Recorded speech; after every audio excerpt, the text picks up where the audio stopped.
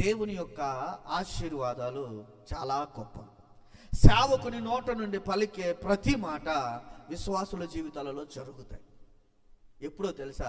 మనము దేవుని నీతిలోనూ, దేవుని న్యాయములోనూ, దేవుని త్రోవలో ఉన్నప్పుడు. వర్షము పడే స్థలములో నువ్వు ఉంటే ఆ వర్షము నీ మీదకి వస్తుంది, అవునా కదా? వర్షము పడని స్థలములో నీవు ఉండకపోతే వర్షము నీ కాడికి ఎలా వస్తుంది?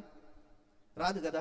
దేవుని ఆశీర్వాదములు వర్షము వలె కురుచుచున్న సంఘములో, దేవుని సేవకుడు కలిగిన సంఘములో నీ కుటుంబమునకు దేవుడు సేవకుడుగా నిన్ను దేవుని మార్గములో, దేవుని త్రోవలో దేవుని ఆశీర్వాదాలు, దేవుని వాగ్దానాలన్నీ నీ జీవితంలో నెరవేరే విధముగా నిన్ను నడిపించే సేవకుడు ఆ సంఘము నీవు నేను కలిగి లేకపోతే ఆ ఆశీర్వాదాలు కురిసే స్థలములో నువ్వు ఉండనందున నీవు దీవెనలు పొందవు. ఇక్కడ ఒక మాట గలతీయులకు రాసిన పత్రికలో 3వ అధ్యాయంలో అబ్రహాము గురించి ఏమని చెప్పబడుతుందో తెలుసా? అబ్రహాము గురించి 3వ అధ్యాయము 6-7 వచనాలు చదువుకుందాం.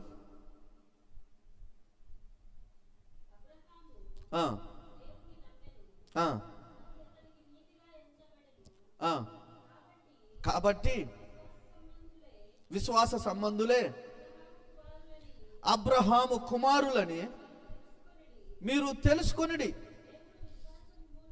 దేవుడు విశ్వాస మూలముగా అన్యజనులను నీతిమంతులుగా తీర్చును అని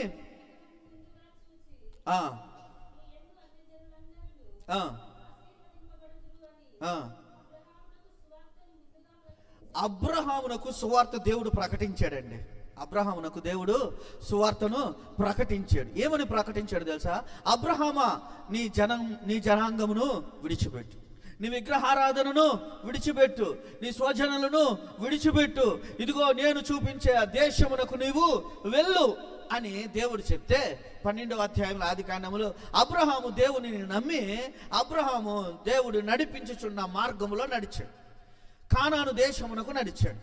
అబ్రహామునకు దేవుడు ప్రకటించుచున్న సువార్త ఒకటే, అబ్రహామా నువ్వు నీతిమంతుడుగా జీవించు, అబ్రహామా నీవు న్యాయవంతుడుగా జీవించు.